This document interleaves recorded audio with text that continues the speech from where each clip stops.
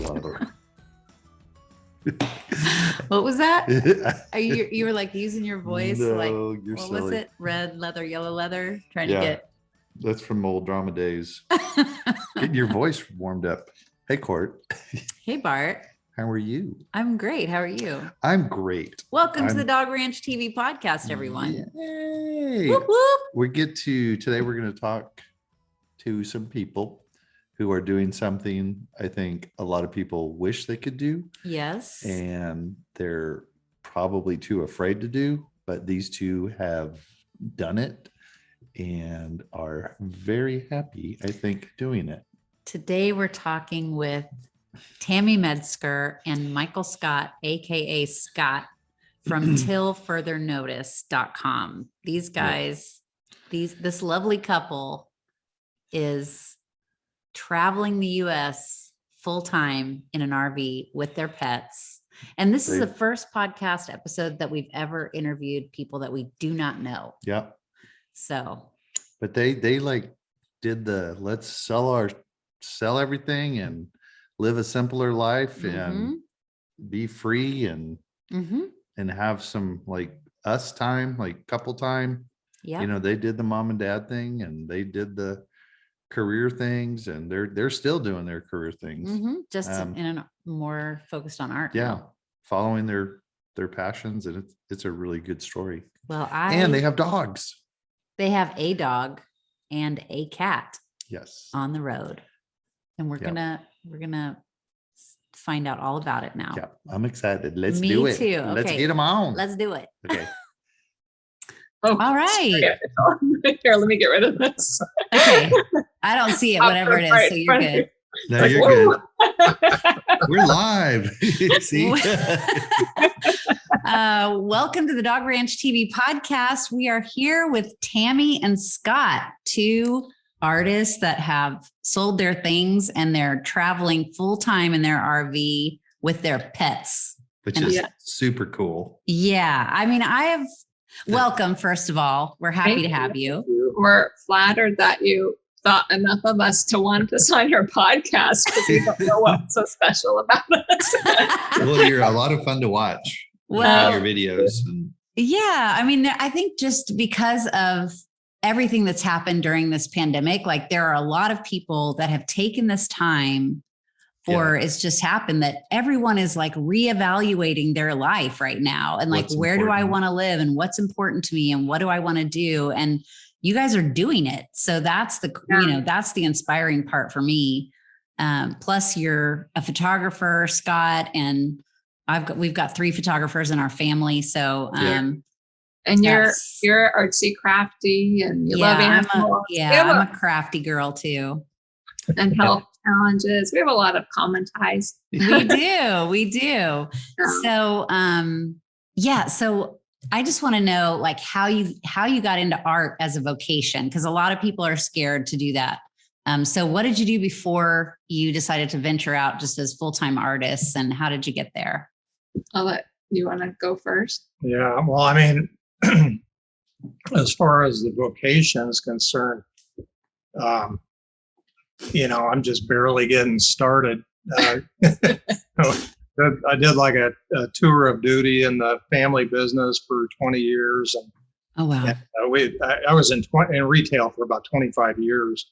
And I had grown to have a passion for photography in high school, but, that was about as far as it went. And so that all kind of came flooding back.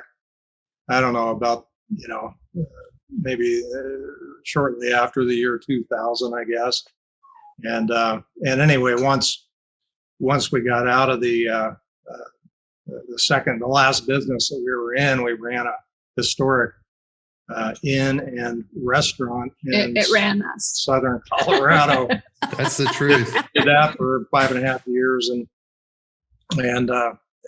really decided after that just wanted to pursue the photography, and I'd been teaching myself to paint. And so anyway, up until the pandemic, I was doing real estate photography on a very regular basis, like doing, thousands of homes and wow. And the pandemic kind of brought an abrupt end to that because, I didn't want to be in that situation anymore. And so the painting, I started teaching myself to paint maybe about 2005 or somewhere back in there. Yeah. And that's never really progressed much beyond the novice or the nonprofit. He's very humble. I've seen some of it. It looks pretty good to me. And he's sold in galleries and he's been in pretty renowned art shows. So he's better than he thinks he is. But it sounds like an artist, he's like, it's all right. Yeah, it's just that. I don't like that. Being an artist doesn't mean you're making a lot of money doing it. Right. True. Well, most of them don't get into it to make money. They just want to express and be an artist. And I think when you're a creative, you're a little more introverted. I don't know. That's for true. Sure. For most of my creative friends, we're all kind of like that. So. Yeah, you should see her knitting groups. Oh my. Yeah. I like, have a lot of yarn. I'll just say that. But just like the ladies, like whenever all the ones I've ever met, they're all very quiet and yeah. I think but when they're all together, they're very chatty. Together with like-minded people, right? Then they're talking. Yeah. And I haven't been doing that, like knitting with, I used to go to this place in South Austin. It's about half an hour from here once a week. And it was when our business was like stable enough that I could be gone for a good part of a day and everything was fine. And it's still in that place, thankfully. But I would go and knit with these ladies and I was like the young one. Yeah. They were like in their 60s and up and they would just sit around and knit. And some of them were like really well known in the city. Like one of them was Tom Kite's wife and the golfer. And one was like the wife of a really prominent orthopedic surgeon. And we would all just sit around and knit and I would listen to them talk about their kids and grandkids. And I think they just liked your youthful energy. And probably. But there was a teacher in the group and she didn't actually teach us anything. She was just there in case like we needed some help with something, like if we messed something up and we needed her to help us fix it or something like that. But I did that for years. Yeah, not anymore. And now she's so much yarn. Break from work. Yeah. Now I'm just a solo knitter, but I still go through just as much yarn just by myself. Oh my gosh. And you do resin art, right, Tammy? Yeah. So I grew up artsy crafty. My mom, she, knits, she makes quilts, just everything. I just grew up that way. So I just always said I was crafty. And then after I'd started having a lot of surgeries and I was feeling I was lacking purpose and I was pretty down in the dumps because I just didn't have anything to do and I couldn't physically do a lot. I had about 7 years worth of surgeries, so pretty intense stuff. So it was this guy. I started playing with like acrylic flow art and abstracts because I can't paint worth a darn like this him. But I love abstract and I love playing with color. So we each had a huge studio in our home that we sold. That was a pretty big sacrifice. He encouraged me. He says, "Why don't you start like selling it or showing it to people on Instagram?" Yeah. And I'm pretty shy, but so I just started and it took off. And then I had right after that, I'd started working with resin very quickly after I realized I love fluid art, the fluid art form. And it was back when it was really a new trend. And so I, just being me, I love teaching and I love sharing. So I just would get on Instagram and put together, and I knew how to edit videos a little bit from some of our past work. And so I just started putting together little tutorials of resin art that I would make, and it took off. Cool. And then I started getting brave enough to do live streams on Instagram. She's wow. I'm not a natural. So I started doing live streams, which was terrifying, but it took a while. It took a lot of people saying, "You're just so inspiring." That's what kept me going was, oh, people, I'm doing something. I have a purpose, right? Yeah. So that's really what kept me going, was that purpose. And it's a lot of fun. I love working with the fluid arts. And so that took off. And then I'm like, well, why not start a YouTube channel, right? Wow, So That's what all the kids are doing. Started Tams Creative Corner. And then that took longer to take off because I wasn't putting my energy into it. I was putting a lot of energy into Instagram. And in the meantime, I was getting, deals with companies and, affiliations. And I had also started teaching workshops. Wow. And, That's awesome. And then started selling in a couple of galleries. So things were doing really, really good for Tams Creative Corner. And then we stopped everything and did this. But when did you guys decide to when did that conversation first pop up? Like, hey, maybe we should sell our house. And what do you think about a camper, honey? It was actually when we started watching sailing videos on YouTube. Yeah. It wasn't an RV. Yeah, we were ready to go. We were watching some sailing. When was it? A couple of years before we actually pulled the trigger. Before we sold the house. We'd been toying with the idea for a couple of years before we actually sold the house and started doing it. And sailing around the world, or we just started seeing sailing videos and seeing the freedom, the simplicity and the freedom. And but then we realized pretty quickly we weren't as capable enough to be sailors. So, we both have health challenges. And so, and we've done RV, we love adventure. That's one of the things we would do every year, is we would go out on a month-long adventure and we'd come back full of inspiration to create. And he'd be taking pictures and selling them to consultants. And so where did you guys go? Where was adventure? The most adventurous was when we had our truck and pop-up camper. Yeah. And we went up and we slept right next to the grizzly bears in Canada. Oh my gosh. He has some great pictures of them. We could go anywhere in that. So we loved it. But the Northwest or West Coast? We love the Pacific Northwest. Yeah, we do too. Came up 3 summers in a row, I think, to the Pacific Northwest. And 2 of those times we went on up into Canada and did Vancouver Island. I love that so much. We went all the way up to Bella Coola, where the grizzly bears live. Yeah. And, I saw some of those photos. They're amazing. Very remote part of Canada, British Columbia. Yeah. Mm-hmm. And then we got back and we were dealing with surgeries and work, and we ended up selling the camper that we just loved. We cried a little. And we had a few years there where we didn't have anything, and but I was going through the surgeries, and I physically couldn't get in the camper. It wasn't, realistic at that point to do that. And so we just focused on our art, and we were doing that. And then the idea kept blooming, the house was getting to be too much for us because we both had so much. We had a big house, a big yard, a big garden, and it was and stuff.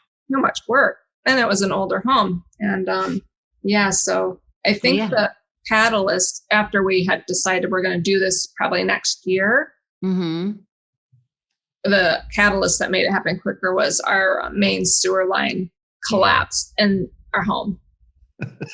So awesome. I don't mean to laugh, but that's we had motivation inside the house.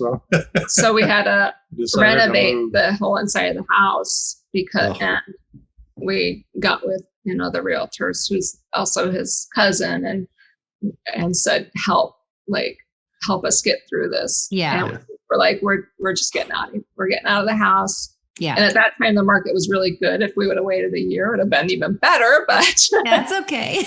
But we got out of the house, and we knew it wouldn't be good for the animals. They both have their rescues, and they have some trauma issues. So Bart might be able to help us with that. But so we got out of the house and rented a little townhouse. So we kind of downsized from that to a townhouse, started going through all of our stuff, got the animals out so they weren't scared of being in the construction process. Right. Mm-hmm. Smart.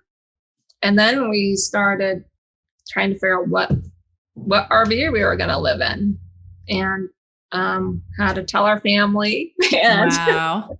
we went to the big RV show in Florida. Yeah. Mm-hmm. Right when the pandemic was Before it was right when it was just first heard of and starting to hit the U.S. and you know, and that kind of threw everything into a red light, green light kind of a situation. For sure. Yeah.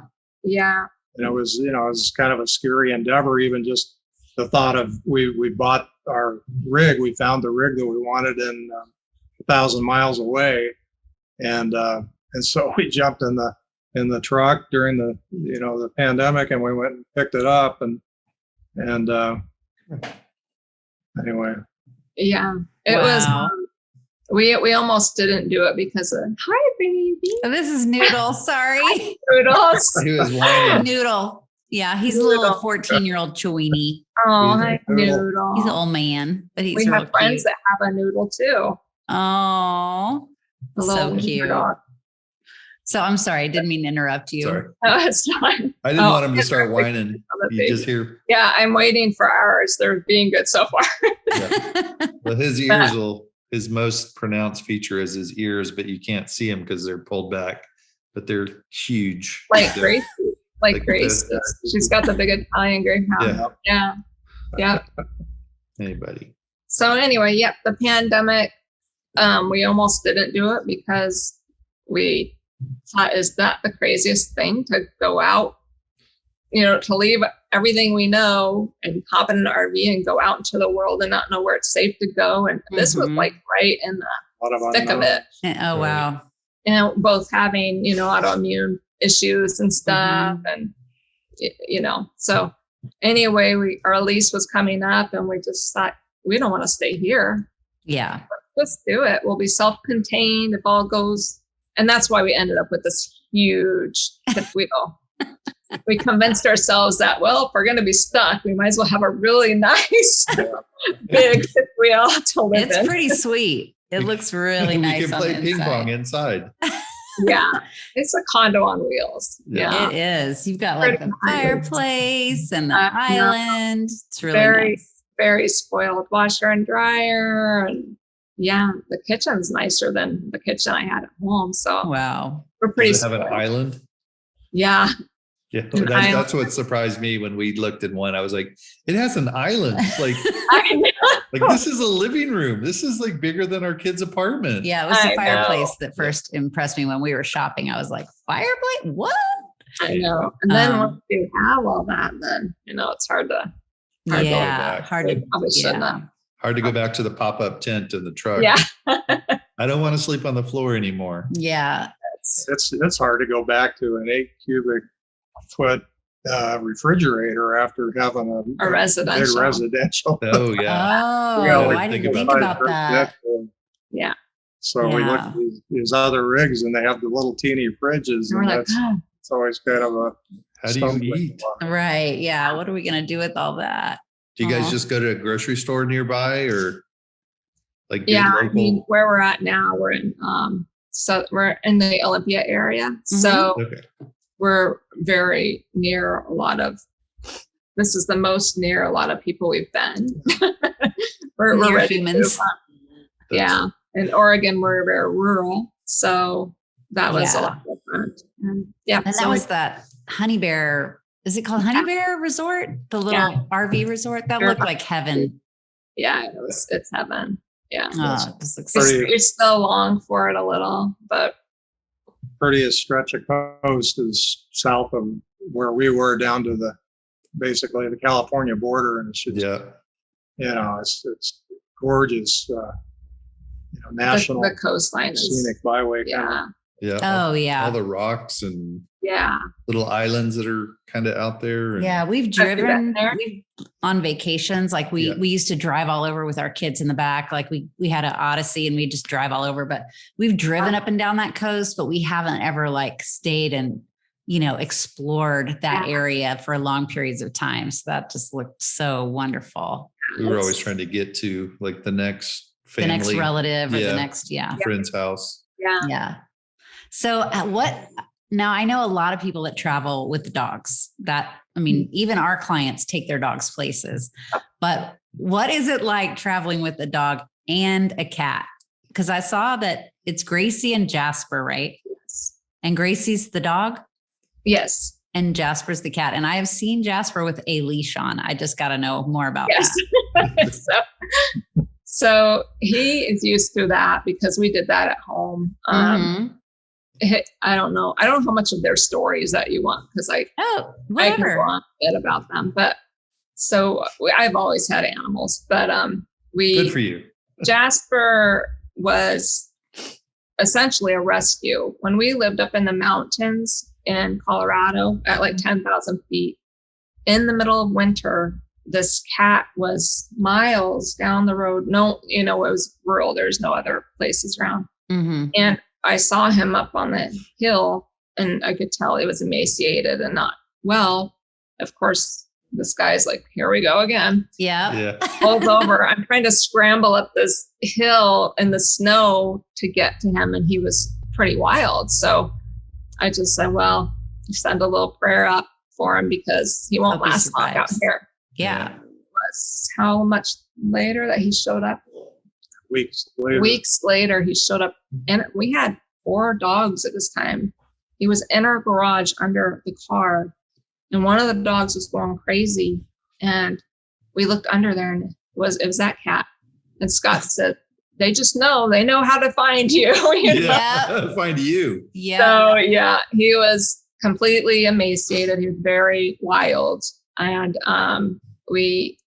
I don't know that he was completely feral. I think that he was probably someone's barn cat and they didn't ever handle them. They were just kind of out in the wild. Yeah. So, but he, and we had other cats at that time. So we captured him, brought him into a room and separated him and fed him. And then when we could, we got him to the vet and whatnot. He was they figured a year old. And so we got him healthy, got him all fixed up, and he got used to being around the other animals. And now he's the clingiest cat. He's like, don't leave me. It was bad before you came along. And he has anxiety issues. So he's not like your typical cat that's like, they're no big deal. They just do their own thing. Right. So unfortunately, he's a little harder to RV with.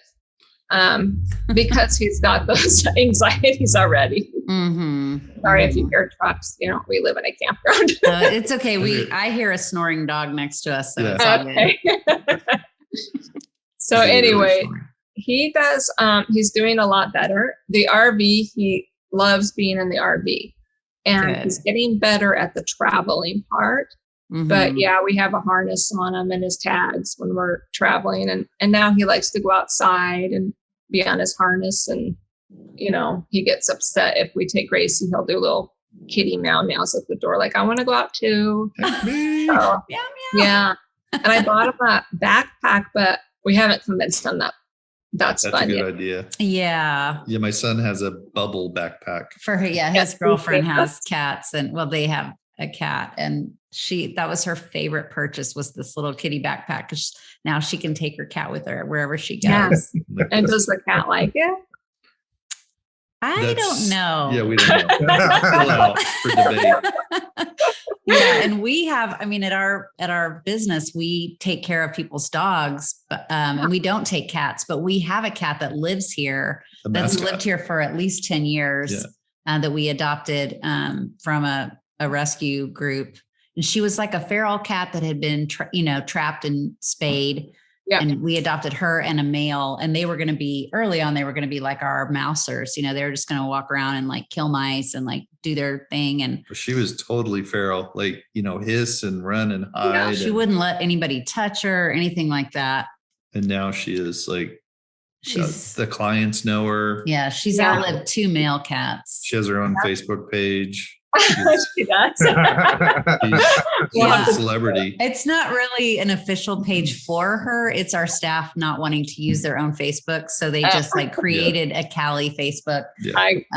And so that they can all post as her. But she's very talkative now, and she's very affectionate. And she has our accountant is her favorite because she's a cat lover and gives her treats all the time. And we lose hundreds of hours of productivity because she's like, like pet me, or she likes to feed headbutt me, or she really wants. It's amazing because nobody that works here now knows what she was like before. Like she's they don't believe us that she was couldn't be more different.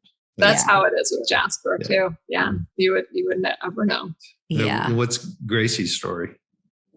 So Gracie, after we did one of our camping trip, I've never not had a dog. I've never not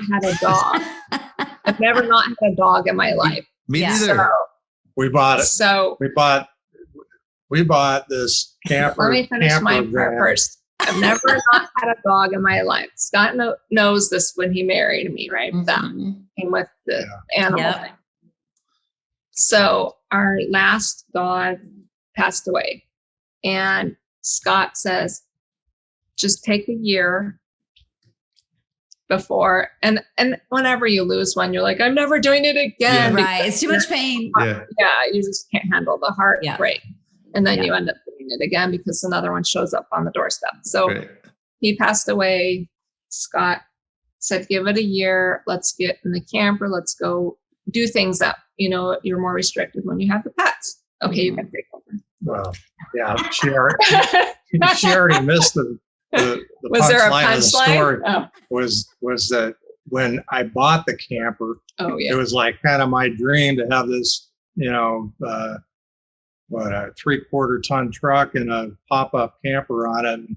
And so the trade-off was to get her blessing on that was that she had to get the go-ahead to get another dog. Yeah. So, but we had to wait a year. The moratorium ended when we bought the camper. We bartered.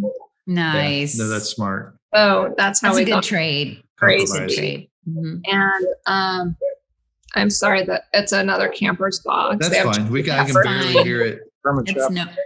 It's no problem. That's one thing about RV life. You can't control what's going on around you.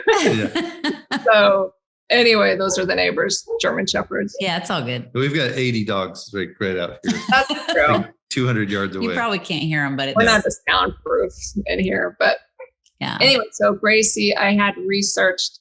I had found National Male Dog Rescue Group in Colorado. And I don't know if you're familiar with them, but they go to these puppy mills. Yeah. And we're talking about the, agricultural style little cages on top of each other. They're just agricultural. Yeah. So I had found them, and I knew that my next dog I was going to adopt from them. And so they go and then they take the ones that they're going to put down, basically. Yeah. That because they need, medical attention because they don't take care of them. And I knew I wanted a smaller dog because with my joints and stuff, I've had a lot of big dogs that I wanted to be able to, if they needed me to pick them up, I could do that without, hurting myself. And so I knew I had to have a smaller dog, and I just really loved it. Something I've never had an Italian Greyhound, but I thought, I think she'd be perfect. Yeah. And I knew it would be a lot of work, coming from that situation. Yeah. So anyway, when we got back from the trip and I'd already had her picked out, they had just rescued, I think, 5 Italian Greyhounds, and Italian Greyhounds is how the whole organization had started. Actually, it's a pretty cool story if you go read Teresa's story. Yeah, and she's very protective of the Iggies that they rescued because that was how it started for her. Was with them. Oh, Iggy. Yeah, that makes sense. And they have all kinds of dogs, but that's a great name for a Italian Greyhound, Iggy. Yeah, it would be a great name. I didn't know that until I got one, but that's their nickname, Iggy. So or IG. Yeah, IGs. That's how I know them as IGs. Yeah, yeah. But anyway, we got her. She lived in they had to do surgery on her. She was pretty much on death's doorstep, and they think she was about 7, when they got her. And of course, she was a breeder. And so she basically couldn't breed anymore because she was so infected and sick. And so, so they got her, they did surgery and did all the medical stuff that she needed at that point. And then once they feel like they're ready to go, then I called and I had to talk to Teresa, the gal who started the whole thing, because that's how protective she is over these dogs. And she had to make sure I was the right fit. Right. And, and I told her that I've always had dogs and I've rescued and, but I'd never had an Iggy. And so anyway, that's how she came to be with us. And it was a challenge. It took maybe 6 months before you could touch her. Yeah. And now isn't it crazy how there's like two kinds of people? Like there's people that will do that to a dog, breed them and just not care what their life is like, or, for them, it's just like a commodity. But then there's the people that like rescue those dogs and take care of those dogs and spend 6 months and care about them those to trust dogs. them. It's just, it's like this duality. Yeah. We shouldn't even go down that path because I know. We do too. We're right on that bandwagon with you, man. Yeah. Not a lot gets me angry, but that makes me angry. That gets me really angry. Yeah. So I'll just start crying about it. But she has come a long ways. And our main concern was we hope that she loves to travel because we knew that we love to travel and we love to take dogs. So she's the best travel dog. Oh, she loves traveling. And I think it's because she just loves being with us. Yeah, that's it. But she loves traveling. She doesn't care. We could be in the tiniest anything, the biggest. She's fine. Yeah, so she's just, I got people. I'm cool. Oh, I love that. Great. Does she like to be touched now? Yes. Certain people, she'll still, who knows? Not so sure. And there's still certain noises. Unfortunately, Bart, you're going to cringe, but these dogs, a lot of them are untouchable when you get them because they've been in a cage and they've been, not ever touched. They've been used sticks on them and stuff. Oh my gosh. And they're so beat down that they're not aggressive anymore. They're just terrified. They're shut down. Learned helplessness. So the only way we could get her she took to me right away, which is why we knew she was the one. But with him, it took a while. But we couldn't get her to go out of doors. She was terrified of doors. Yeah. She's still scared of loud noises, but she's getting better because they said in those situations there's lots of banging and loud noises going on. Yeah. So she still will jump if there's something like a sharp noise, but she's so much improved. She's been the most rewarding rescue. It's just, you think that she's fully there, that's as good as she can get. And then she'll surprise you and she'll do. Oh, I love that. Start playing with a toy. She never used to play with toys. Yeah. She never had been on grass. We got to watch her wag her tail for the first time. Aww. We got to watch her use her voice for the first time. Yeah. She uses it every time she's doing something. Now she uses it a lot. But we had to use treats to get her to go out a door, to get her to know that Scott was nice. Right. So now she's and these guys are very food driven anyway because of their circumstances, but he's very treat oriented. That's okay. That is okay. It's totally fine. I know that's also an Italian Greyhound trait. So we've kind of got the both of them. I've never seen an overweight Italian Greyhound. I have not either. No. They burn it. Yeah. And I love all her little sweaters when she goes on her adventures. Yeah. She can't regulate. I'm sure you know this, dogs. Yeah. We've got, go ahead. No, go ahead. I just said she can't regulate her temperature and it's not because I want to dress her up cute, but people have stopped me and said, "Dad, why do you have a coat on her?" I'm like, because I take it off, she'll start having hypothermia. Yeah. It's cold here. Because she has zero body fat. She doesn't have hair either. Yeah. What little they have. I read about your dog with the allergies and the missing their hair. Oh yeah. Same way. She's got tons. We had her tested. She has so many allergies. Yeah. Mm-hmm. So she's got missing most of her hair, missing a lot of her teeth, and stuff. Yeah. Rebel. Yeah. Our dog that was missing the hair, he's gone over the Rainbow Bridge now. Yeah, he went to college. He went away to college. When he was suffering from that, like we tried everything. We took him to a veterinary dermatologist. Like we did everything. Yeah. And what eventually worked was our own vet, who is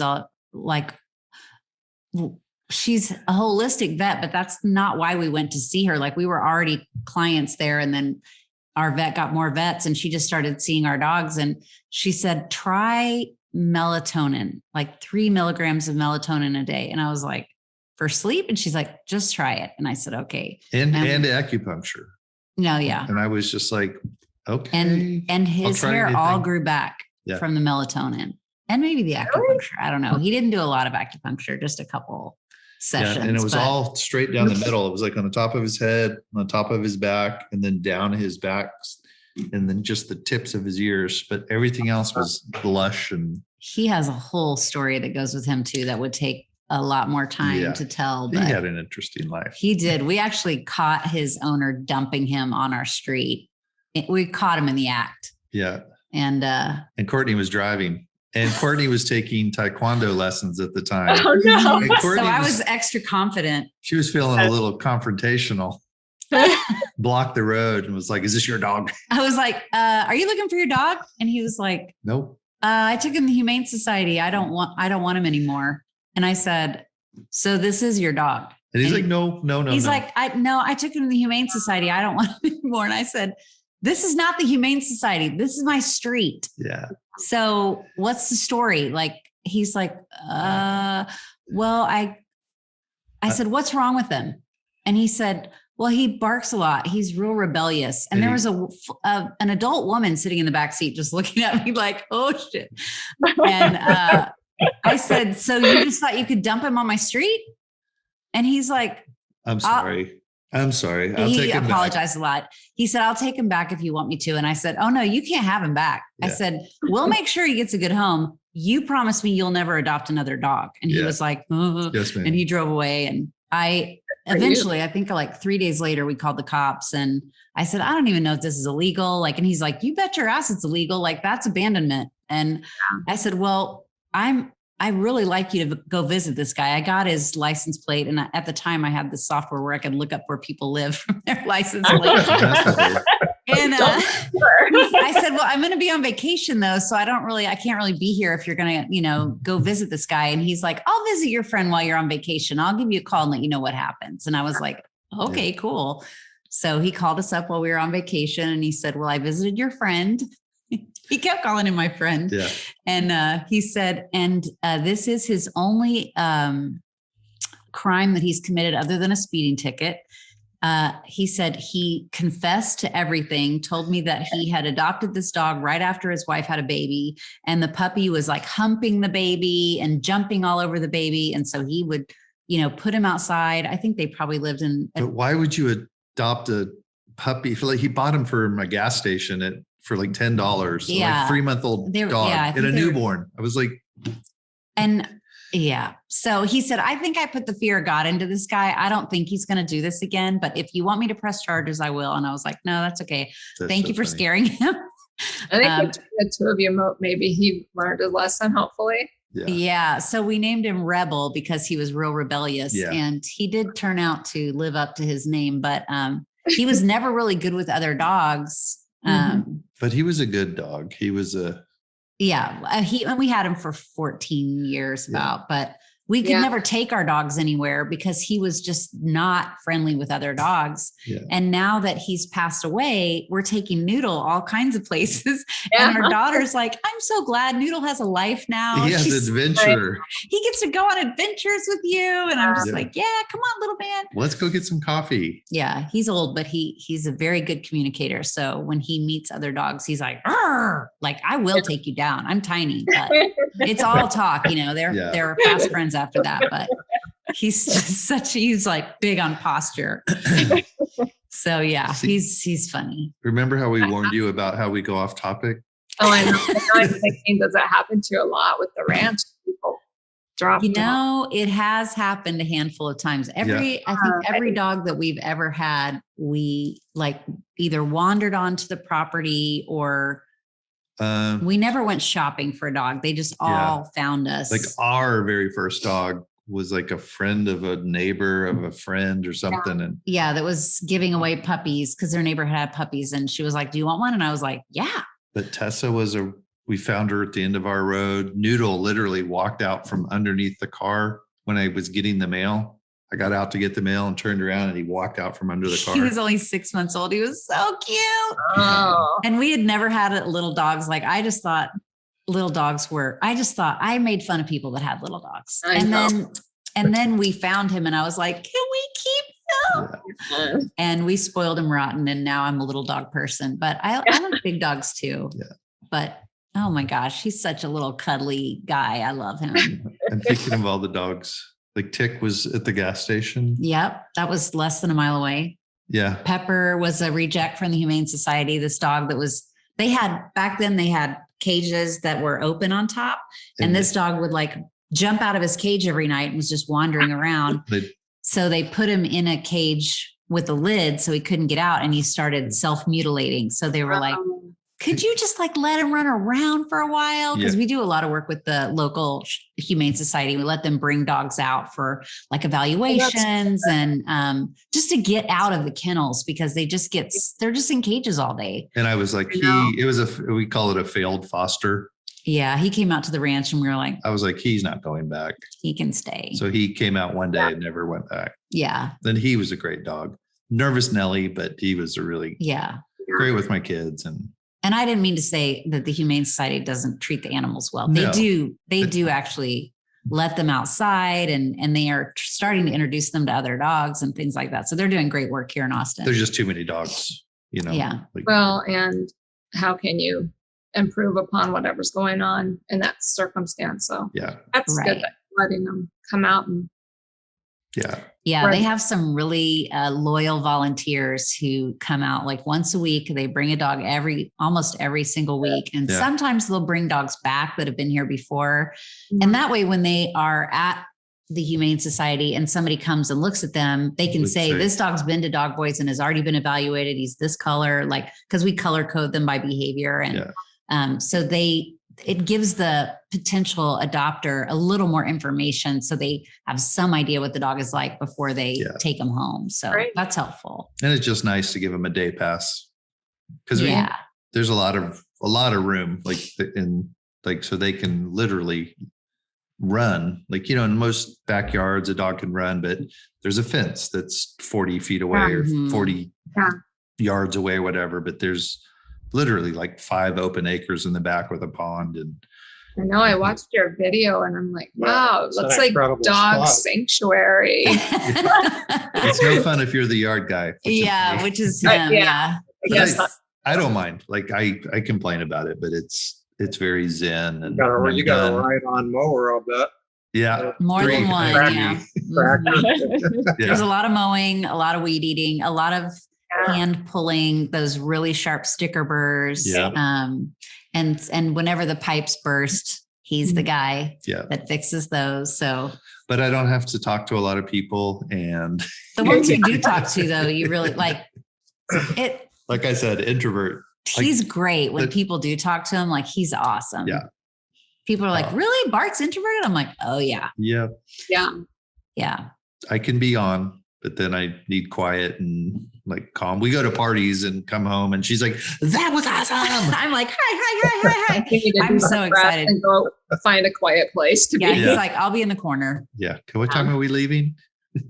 It's hard. It's hard to get me to leave. Yeah. Anything. I get home and I'm like, I need it quiet and dark. And anyway, we make it work. We're similar. What's the back on topic? We're getting there. Let's go back to the RV. Yeah. What's the best part and like the worst part? Like what's the part that you're like living full time? Because I imagine people are like, that's so awesome. You're living the dream. Like I want to do that. What's the we're reality? actually working on a video about the not so fun part, because good. we're starting to get people say, you're inspiring us to do it. And I'm like, okay, let's also share the things that you're going to be having to deal with. Right. Yeah. But so, I mean, for us, the best part, I don't know, for me, and we're only full-time a year, so we're still pretty fresh at this, but and the way we travel is, sorry, allergies. That's okay. The way we have been traveling thus far because of the pandemic and whatnot, we haven't been moving a lot. We find a spot, we sit, and then we go explore from there. Yeah. You know, but I think just not having a lot of stuff to take care of. Like we still have things we have to take care of, but and they're not like we did. Life's definitely simpler, and and I like that we can, you know, move and find new surroundings. Like we'd really like to hear, but we're ready to move on. And so, but we get to take our home and our pets and everything with us. So, and for me, it's really important to have a home space that I feel is like a safe space, being probably introverted, like, you know, Bart, you need your safe zone, right? Yeah. And so as long as I have that and it's with me everywhere, then I'm probably around. He's giving me the look. So I like having my home, and I like being able to be adventurous, and having health issues where we can't put a tent on our back and go hiking somewhere. Right. Can't do that stuff anymore. So this is a way to be able to, you know, still get out and feel an adventurous spirit and get inspired to do things, but also, you know, do it with your comfortable home when you're not feeling well. And a lot of days it's that where we're not feeling well, so we're not doing a lot. I mean, overall, it's been a really good experience, and I can't think of any big negatives other than really just the distance from family. I think that's Do they come visit?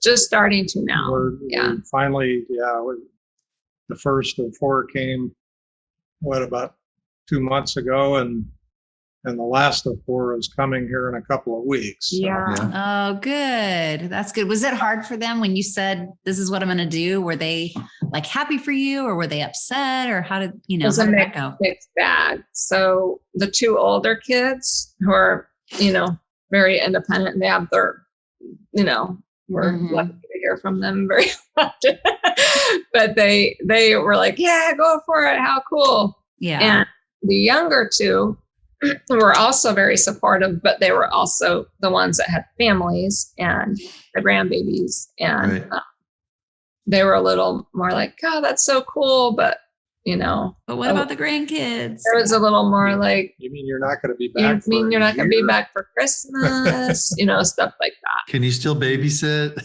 Are they all in Colorado, like where you were, or? Yeah. What part of Colorado? Different parts of Colorado. Well, we launched from Denver, Colorado. Okay. And then 3 of the kids live in the Denver area, and then one of them lives down in southern Colorado. Okay. Where we had our business. That's where she met her husband. So she's raising ranch babies. And ranch babies. And my parents live down there, and Scott's mom's in Denver. And so so when we leave here, we'll head back to Colorado and stay there for the holidays. On the flip side, it was back in that time, you know, last summer when, you know, you're just starting to think about every winter we would get together for Thanksgiving and Christmas, and I would always get sick, you know, but, you know, I think the year before everybody got sick, and with the flu, and so we started thinking, you know, geez, it may not be a good idea to be getting together this year. So that made it easier, because we were in a camper in the middle of the forest in Oregon, and the video calls was our way of celebrating all the holidays with them. Yeah. Oh, yeah.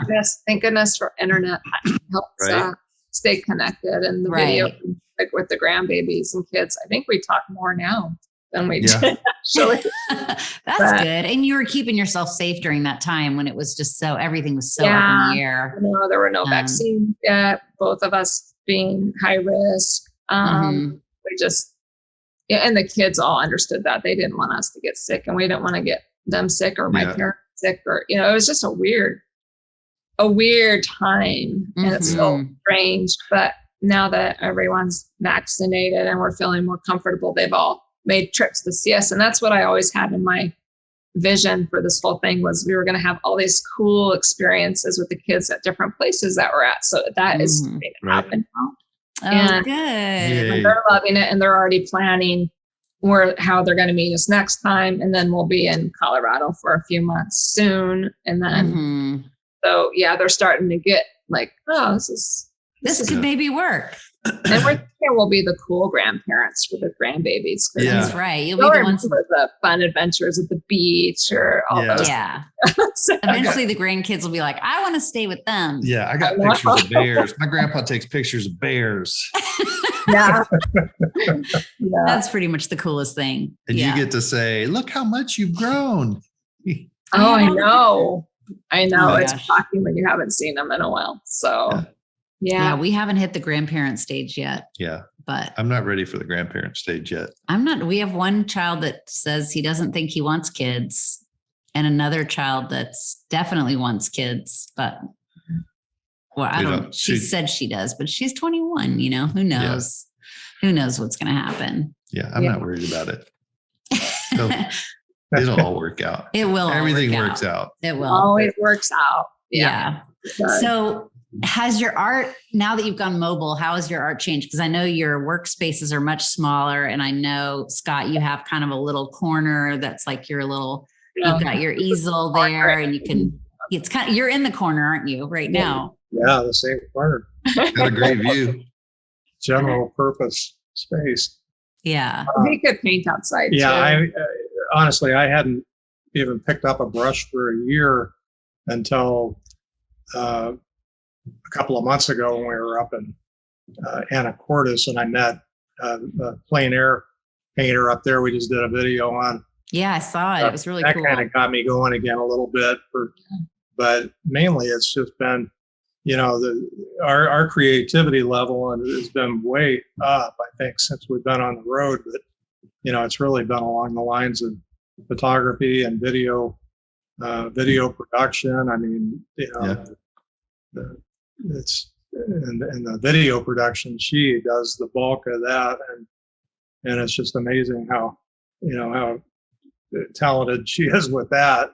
But I'm still working on it. Don't give me so far we don't have the time for painting. But, if you decide you want to do a YouTube channel when you do this, then it's a lot different than it looks on YouTube. You're in the RV. For us, and the way we work anyway, we're in the RV a lot of the time, just working and editing. I spend a lot of time, and then when we go out on adventures, we're trying to record it. Yeah, you're filming everything. Right. And every now and then we'll just be like, let's just leave the cameras and go do something for us. Yeah. So that's good. We're still trying to find our balance and that. And then my art, of course, is I can't pour resin in a RV. So because you need a ventilation, right? I mean, I wear a respirator, and you need ventilation. And at first I convinced myself, I've got the vent fan right there. I've got that space in the kitchen. So we have a huge kitchen, but no. I have put in some UV resin, some little teeny things, because they pour instantly and it doesn't smell. But, and I could go outside and do some just painting sorts of things, but honestly, I haven't had the time. So I'm still trying to navigate the balance between that YouTube channel and this YouTube channel. But you like doing the channels? Does the video editing kind of feed that creative bug a little bit? That's exactly it. So that's giving me a creative outlet, is in the videos till further notice. Yeah. And, that's a great name. Meanwhile, thank you. I love it. So and meanwhile, my other channel, they're just kind of waiting to see what happens? But, until further notice, because we're just going to kind of wing it, and we don't want to be tied to anything right now. We love that. And we don't want to be held accountable for being somewhere at a certain time. I totally relate to that. I don't know. We raised the kids and they're all doing okay. And it is hard being away from them, especially when they need a hug or something. But we kind of figured that like it's kind of our time to just do what you want. Do us. Yeah. And our bodies aren't getting any younger. We're both struggling a bit. He needs a knee replacement. This is my sabbatical. That's what I rationalized. I don't know how long a sabbatical can last. We'll see. Yeah.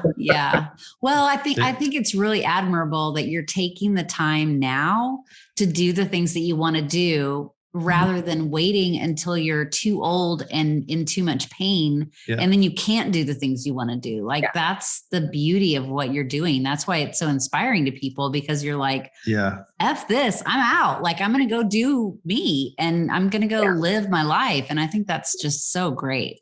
And other things happen too with family where you need to be there to, life's pretty unpredictable. So, between parents and kids and, the chances of being needed to be somewhere and tied down again are pretty high. So you got to do what you can. And we're not in the best shape, so we just do what we can. And I want to start talking more about just, if we can do it, you can, in our videos, because, there's a lot of behind the scenes pain and stuff that we go through, and we both are in need of more surgeries, but we're trying to just hold off. And that's the stuff that people like. That's people like real. They want real. And, I think the social media that we have is very polished and jaded. And, it's the stuff behind, the real. Yeah. I was going to ask you how you find like trails that are on the easy side, but still not walking on a concrete sidewalk, where like, it's nature, but it's not, where you're not worried about injuring yourself, or I guess you've had some kind of close calls. We threw all that out the window in Oregon. Yeah, in Oregon, we just planned, we know that we're going to have an adventure day, and then we're going to need a couple of days of recovery. Adventure recovery. But it's worth it, because your adrenaline gets going, because you want to see what's around the corner. You want to go down that trail, and the exploration really just gets you out of that pain mindset. And so if we were still in Denver, I'd still be focused on how much I hurt every day. But now, we have our pain days and not good days, but there's always something new. So we've added a little dimension to our physical ability. We bought a couple of rad electric bikes. Oh, that's cool. I really want one of those. I'm a wimpy biker. Yes. We put a couple 100 miles on those so far, and that's awesome. The bike trails up here are incredible. Yeah. They turn all the trails into bike trails, and I think most places we're going to go, the bikes will come in really handy. Yeah, because I can't ride just a normal bike. And so we're like, let's just bite the bullet and do it. And it's broadened our horizons. We can just get out and go far, tenfold. Like you can go so much farther and so much faster and see so much more. Like so that's been great. And then we bought an inflatable kayak. So we can saw that. Really put us out there. So that's, how's that been? Living with the sharks. You probably we haven't posted anymore since our goofy one, but no, we're really enjoying it. That's good. So you've gone out in it more than once. Oh yeah. Oh, good. Gracie loves it. And Gracie loves the kayak. She lays down. Cute. So you have a little doggy life jacket. Yeah. Yep. I love it. Yeah, that's cool. She just goes right to sleep. It totally lulls her to sleep. Just So the rocking of the boat or the. I don't know. She just, the first time we put her in, I wasn't sure if she'd realize that's water and don't jump. We got a life jacket and, all that stuff. And Yeah. she just curls up between your legs and goes right to sleep. She's fine. It probably feels good on the water, this like gentle rocking. And, Probably warm and cozy, and you can't get closer to you. Close to us. Yeah. I love the idea of being out on the water. I don't know how I'd feel about being out on open salt water, but I'm not a good swimmer. Like I'm not a strong swimmer. So I would definitely be totally in the real life jacket, not the inflate later like Scott has. No. Yeah, I saw that. That would be Bart. Don't worry about that when they're drowning. Yeah. Should know they have. Do you have like a CO2 one where you pop the cord? Yeah. Yeah. I'm like, the last thing I want to be thinking about is whether my life jacket's going to inflate. Yeah, I would not be okay with that. No. Yeah. It does inflate. Me and my friend took ours out to the lake and we're tested them. We went through, I don't think we tested them like 5 times. We went to jump in and see, how far we could sink down, and we'd pull it like way to, really? Automatically inflate too. But this was like 15 years. I was going to say, this is a story I do not know. Yeah, no, that's Lake Georgetown. Oh, okay. Yeah. That doesn't surprise me. I was like, were you drunk? Like, what are you doing trying to get to the bottom of the lake with a life jacket on? That does not. That doesn't sound like fun. No. Not to me. That sounds like drowning to me. That's what it sounds like. But yeah, I'm not one person that will like go under and not come back up. So I just, I'm a little bit afraid, but. I was a junior lifeguard for years in Southern California. So yeah, I'm like my daughter. I'm good if I can see through the water. But that's how I am. Yeah. It's that murky water that gets me. Yeah. You don't know what's under there? Nibbling your toes. Nibbling? No, I don't. You don't know what's under there. It's scary. It's scary. No, they're more afraid of you. They are. Haven't you ever like thrown a rock in the water and the fish go? Psh? Yeah, I've always been terrified of sharks, but we did go to Mexico at one point, and I think it was Mexico, right? Yeah, and we went to like the place where all the stingrays were. Oh yeah, Stingray Island. And they were just, you literally stand in water about chest high, and you can see all the way to the bottom, and they're just everywhere, and they're going through your legs, and it's so cool. They're like super smooth and slippery. Yes. Oh, they're really cool. It was weird. Cool. That's cool. That was the bravest thing I've done in the water. Oh, I was going to say marrying me was pretty brave. He's being very modest. No, come on. It was marrying me that was the brave thing. No. I'm the crazy of the two. No, she was there when I was like, I'm going to quit my job in advertising and go work for a kennel for minimum wage over Christmas. I was like, wait, I told all the people that I was marrying an ad executive. She stuck with me. Yeah. And the probably for the first like 5 years, every time I told someone what we did, they were like, oh that's great. Is that your only job? Yeah. And now I can go, I have 30 employees. It's my only job. Yeah. It's not a small, it has grown into quite an operation over the years. Oh, yeah. But people don't ask me that anymore. They used, it was like they thought I was doing Mary Kay or something, you know, it's like, that's nice. It's a lot of work. Yeah, it's a lot of work having your own business for sure. What you guys did with owning the inn, like that's very similar probably to what we do. I mean, we're doing boarding, that's the majority. But that she had a pet sitting. I started a pet sitting business that did pretty well. Back when nobody was doing it, you know. That was back when there weren't doggy daycares or anything. Yeah. I told him, I'm like, I think we should do a doggy daycare. And he's like, that's the dumbest 2 years later, there's doggy daycares everywhere. Yeah, they're recession proof. That's the reason they're popping up, because of the crash in 2008.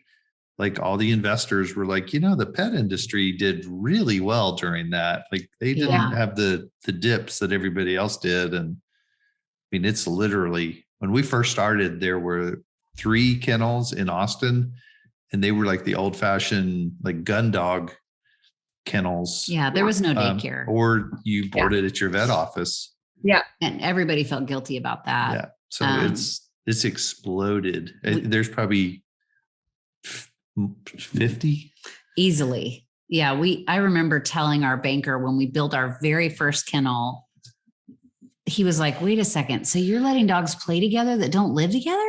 Yeah. And I was like, yeah. He goes, that's crazy. And I go, I do know. that. And he goes, and brilliant. Have you thought about franchising? I was like, well, we don't even have a building yet. Yeah. So we never franchised. We decided we want to just have this one location. Yeah. When I do tours, I tell people we had a family instead of a franchise. So it worked out. Yeah. It worked out. Less headaches. Yeah. I couldn't imagine doing more than one location. Yeah. But even still, it, like you said, it runs us. Like it's, it's an everyday, all day, even when we're off. We have to literally be gone for almost a month before we're like, oh, okay, we're on vacation. Like if we go away for a week, the first couple of days, we're still talking about work or what we're going to do when we get back, or what do we do with the manager, processing the last drama. Like you're worrying the whole time about, are they doing things the right way when you're gone? They can only burn it down one time, right?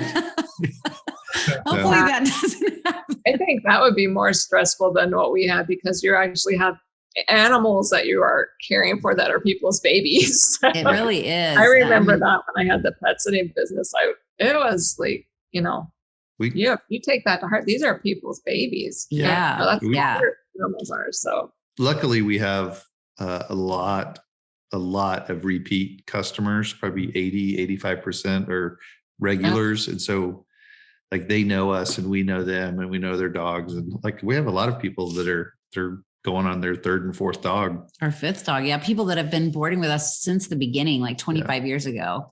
And they're like, one lady likes to come in and say, I remember when you used to charge $12 a night. Yeah. We're like, sorry, that's not what we do anymore. Yeah. Now we have it's a little bit more now, but it's been great. It has been a really nice ride. I've enjoyed it. How are we doing for time? It is I have no idea. We've gone over, but it doesn't, there is a little over. I just know we kept them for over an hour, but I've thoroughly enjoyed it. Yeah, I told you. We start talking and are there any, before we go? Well, I've got 3 questions for him. I have 2 more questions. The before 3 your 3 questions. Okay. So are there any, other than the Honey Bear Park that we talked about, are there other favorite like places that you've been, like favorite camping spots or like? Well, in this RV or in all RV? No, I guess anywhere. I mean, I guess in any of them. Just if there's some. I think Vancouver Island is one of our favorites. Bamford. You ever been to Bamford? It's on the west coast of Vancouver Island. Like by Tofino? But that doesn't sound familiar. I'm pretty sure it's Bamford. Are you talking about near Tofino?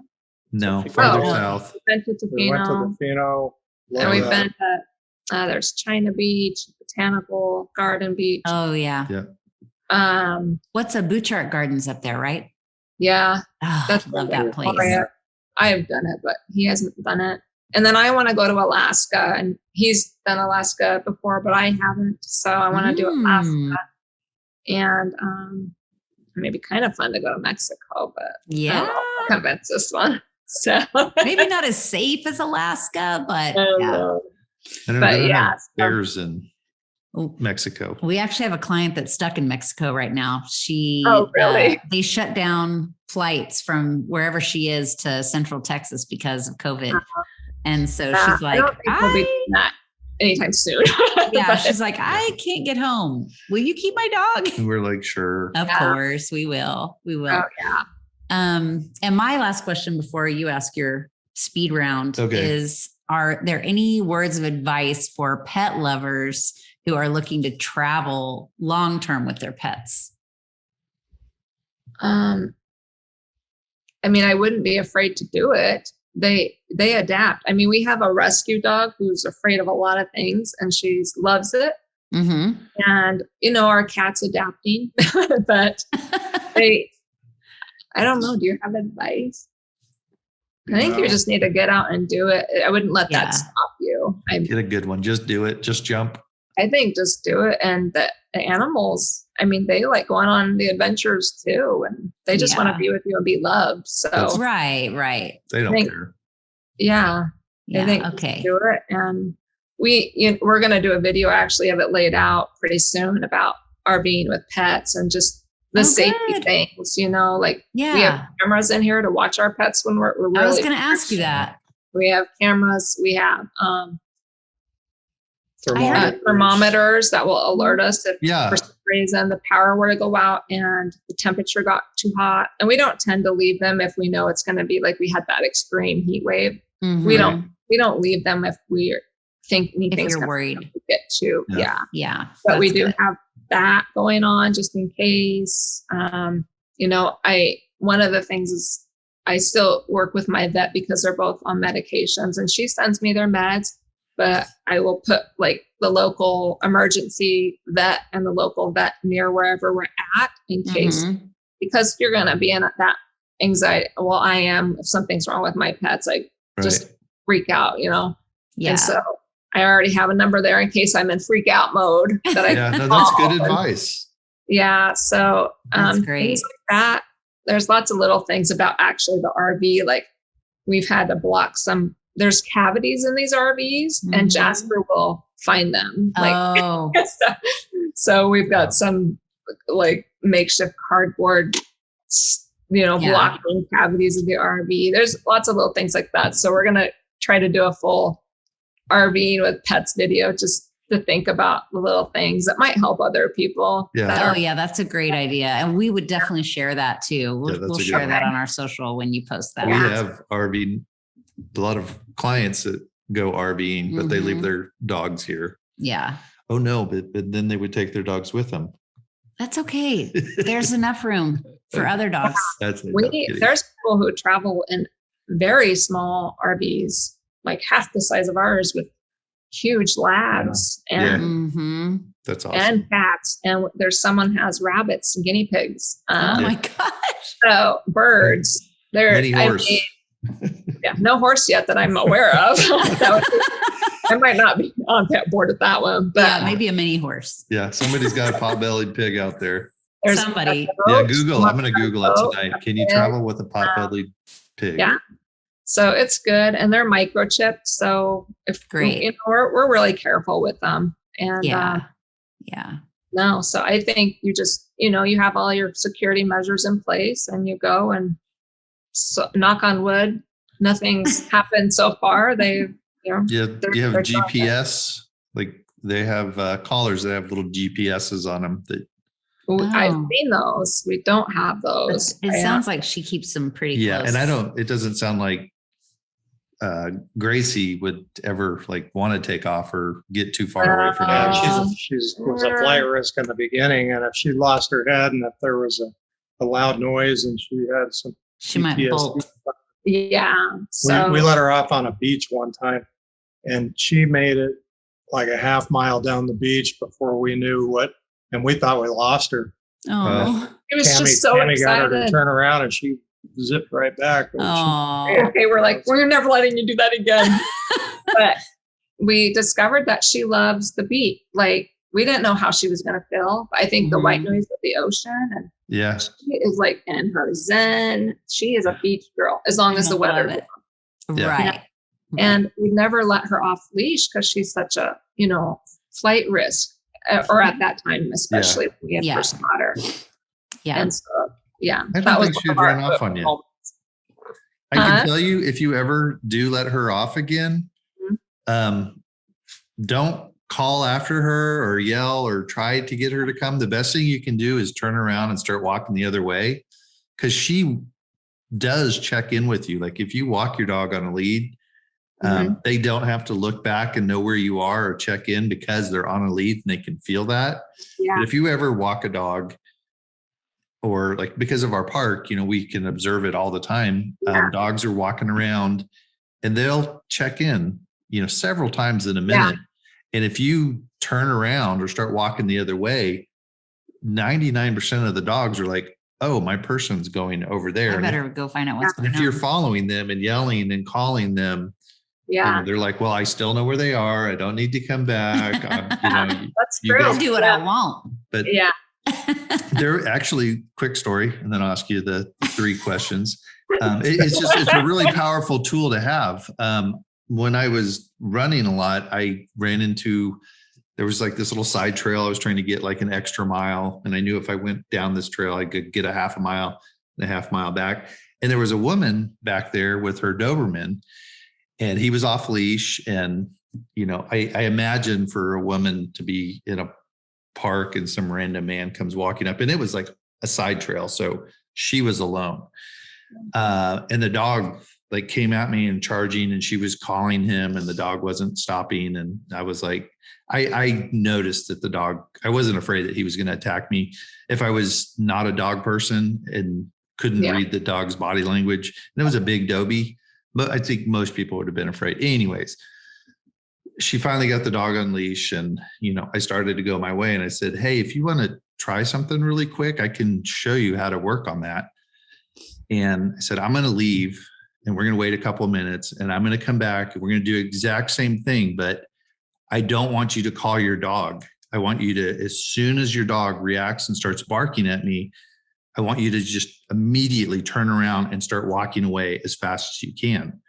Mm-hmm. And so we did, came back, and remember the dog, the first time she was like yelling his name and saying, come, and she was just going on and on and on. The dog never, he wasn't going to stop. And so I came back, the dog was like, woo, woo, woo. And she kind of just froze. And I was like, go. And she was like, oh yeah, I'm supposed to go. And so she turned around, the dog was like, woo, woo. And he looked around and he was like, oh shit, she's leaving. Yeah. And he immediately stopped and like ran to her. And she was like, wow. Like, I was like, you are the reward. Like they want to be with you. So anyway, sorry. That is a great story, Bart. Anyway. If you ever meet Gracie, you'll have to see what you think of her. Okay. Have you ever worked with? Does that work with wives? Yeah, I do. But it's usually the husbands. It's the husbands are the hard ones. So, well, you can tell I'm very passionate about dogs, and I think people are better because of dogs. And so I always ask like anybody that we've ever talked to, or even just like casually when I meet people, like I want to know like how many dogs have you had in your lifetime? Like you said, you've had one your whole life, and like I have 2.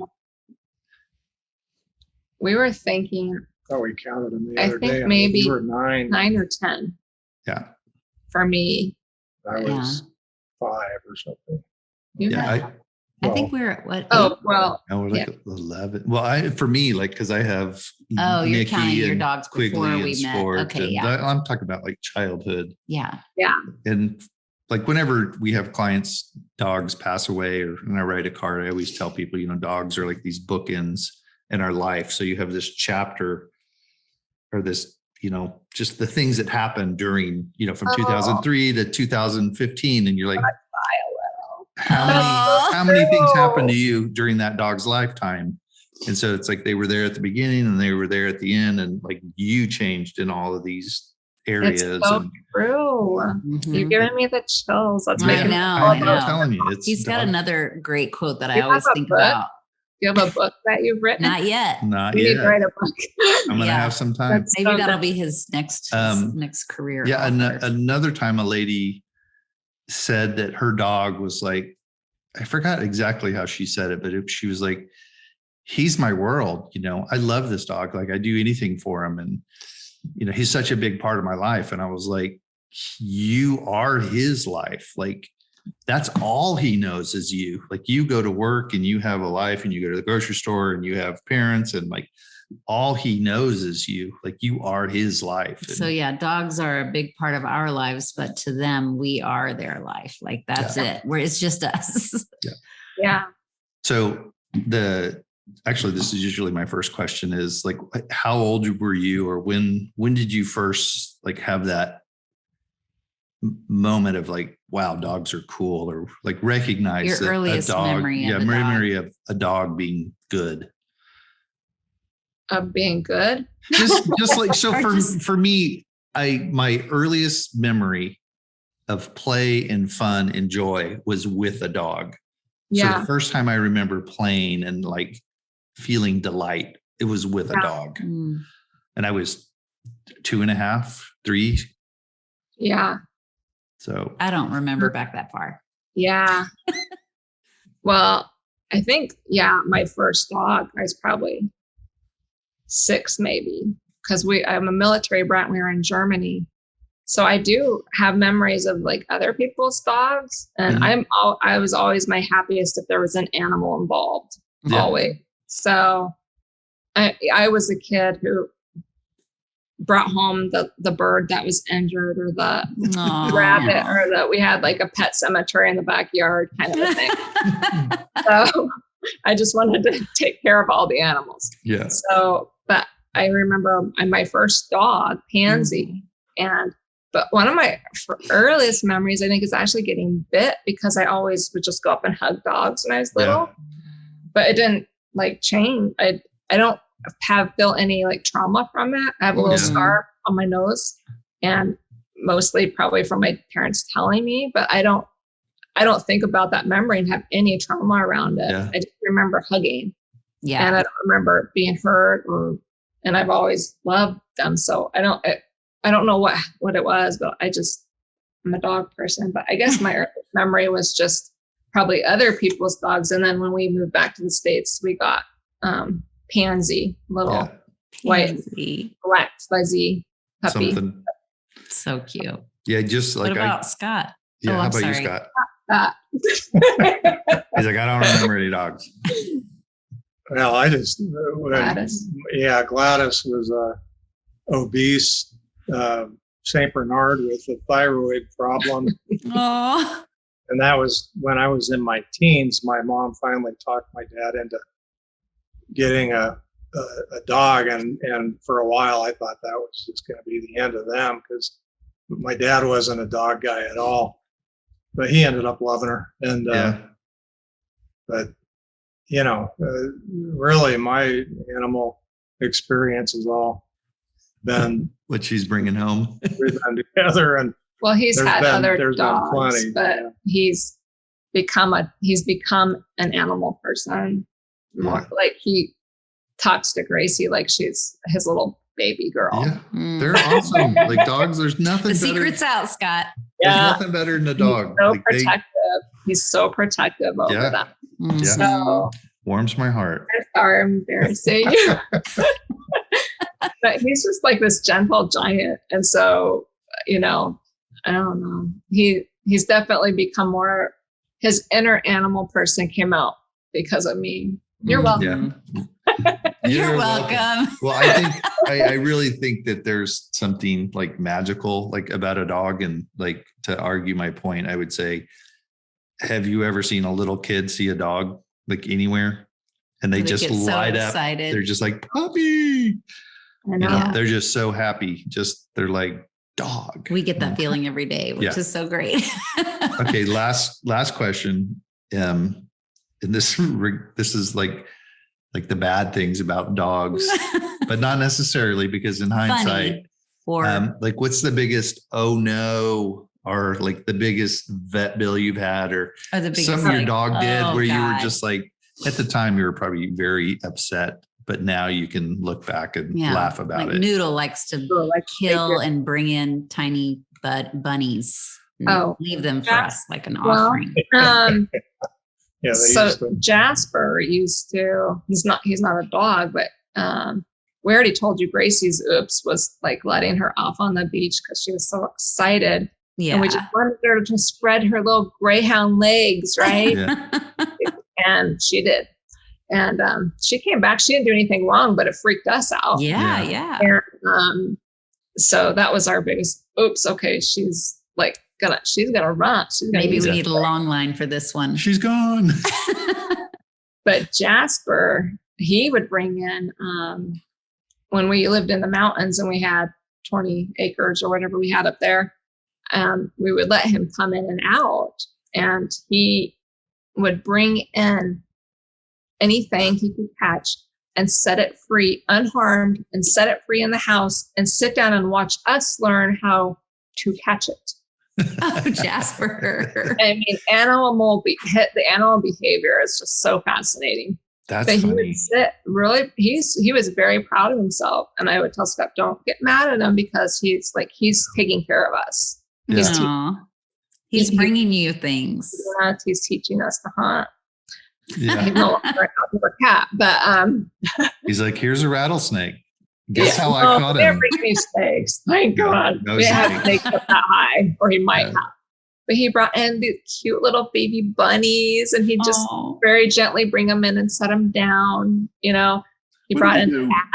He brought in. Oh my He God. brought in Wow. like squirrels, like half his size, and then and then the dogs would be ripping up the furniture. If we weren't there, when the dogs, dogs would happened. rip up devour the sofa, So before he became an indoor cat, and the reason he became an indoor cat is because we had bobcats stalking him on the property. Oh, They were going to eat him. Yeah. So we had to make him be an indoor cat. And then when we moved to the city, I wasn't going to let him go outside. But so we had a pet sitter who would come and stay at the house, and she knew we had, I don't know, several animals. And she knew the routine, but Jasper brought in, was it when she was pet sitting that he brought in chipmunk?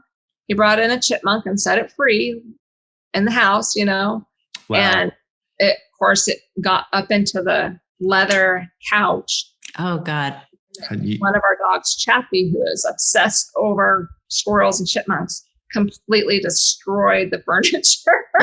So trying to get to the squirrel. Yeah. So that's your biggest uh-oh or oh no. That was probably a big uh-oh. And then, I don't know. Yeah. There's probably many. I can't think of all of them.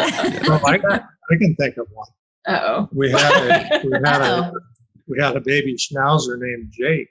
Oh. When we lived on the mountain up there, we had 35 acres and we were literally at the top of a mountain pass and in the middle of nowhere. Oh, yes. And anyway, Jake wandered off one day and we couldn't find him. And we searched for like 2 or 3 days and, looking under logs and figured it something was happened devastating to him. because he was our love child. Yeah, Mhm. baby. Because we couldn't have a child together. We have all of our kids, but we've never had a kid together. Uh-huh. And Anyway.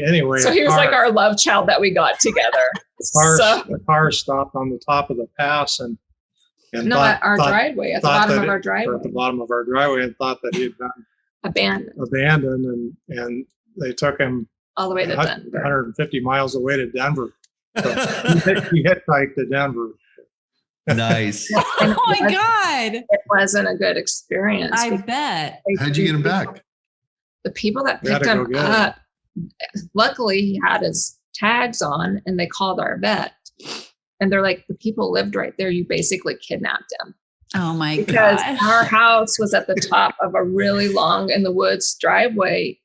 And when he would go out, he'd just follow his nose, schnauzer. Right. And at the bottom of our driveway, well, you couldn't see the house from the bottom of the driveway. So they just assumed he was just on the, just out there. Yeah. What's his Even though he dog was a doing? out in fully the middle? nourished, groomed schnauzer. But so they just picked him up and decided to take them. And I think it was Sunday, so they couldn't call the vet. So they took him all the way up to Denver. And not to sound like a jerk, but it wasn't the best neighborhood. And they had a lot of dogs and it wasn't clean. It was not a good situation. Yeah. When we picked him up, he was in shock. He didn't Sure. he barely recognize us. It had only been like 2 days.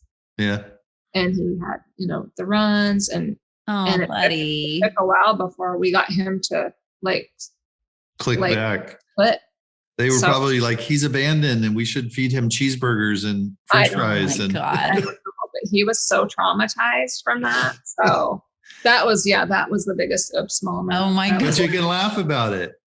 Not laugh, but like You made it through it. Okay. All over again. Poor Jake. I know. I was going to say, I think Tammy might have some PTSD around that. Yeah. And he was our most expensive dog so far, I think, too.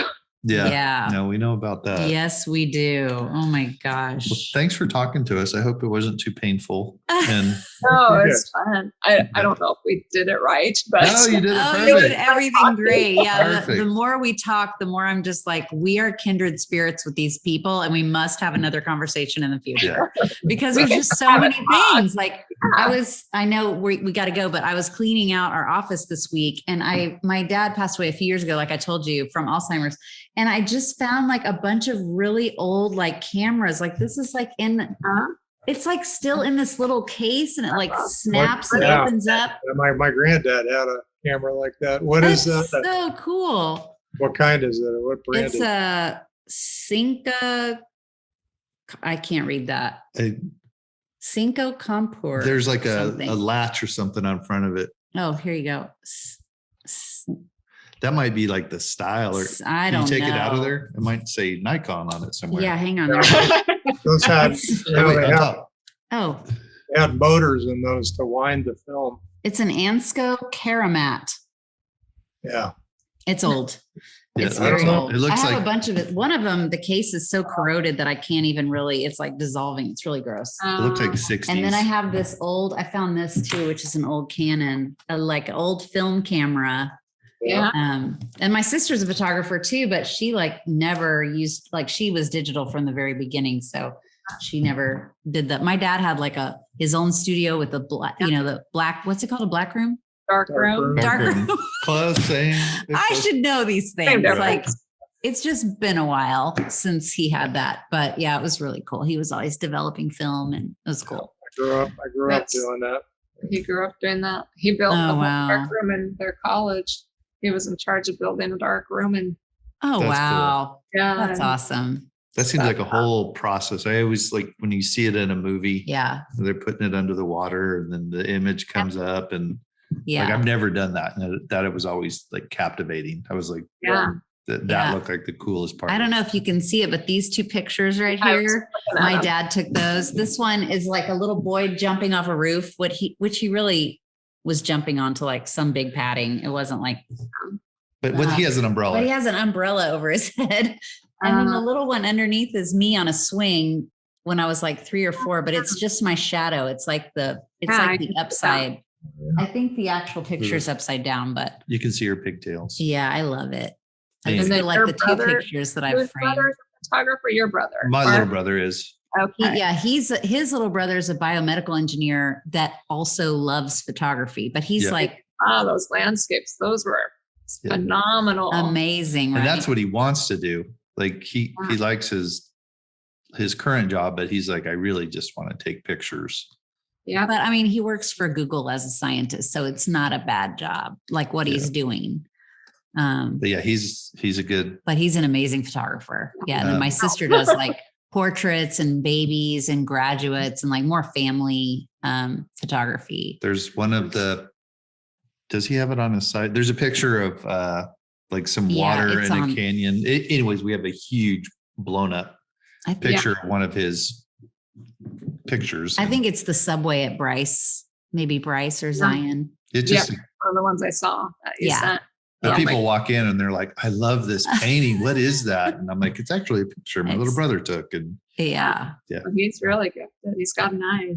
yeah, Well, thank you for spending so much time with us. We thoroughly enjoyed having you on Yeah. the podcast, and we will put all the links to your art spaces and your YouTube channel on the show notes so that everybody can find you. Yeah. yay. We'll blog you. I And didn't Gracie record- and Jasper. It's Gracie, do you want to say hi? She's like passed out down here. Come here. Come here, say hi. Oh, what am I waking you up for? Look, do you want to say There hi? she is. Gracie. Oh, precious girl. Will you She's see like, her? what? She's like, where am you I? have treats? I've What been is it? being so good. She's like, why did you wake me Spell up? that word out in front of her. Yeah. Oh, yeah. Sorry. TREA. Yeah. It still sounds a lot like it. I'll just not say it. Why did you wake me up, Mom? Oh, yeah. I'm glad Noodle got to make a short appearance, Yeah. but he was snoring too loud to keep him on our laps. Yeah. Yeah. Well, you guys have a great day. Yeah, Continued good safe luck to you guys. travels. Continue Keep in inspiring people. Yeah. And we continue will, inspiring people. and we will Oh, see you on your, and we'll see you on your YouTube channel. We'll keep following you. So hopefully we can be in touch again soon. This is fun. Thank you. Right. Yeah. See ya. Thank you.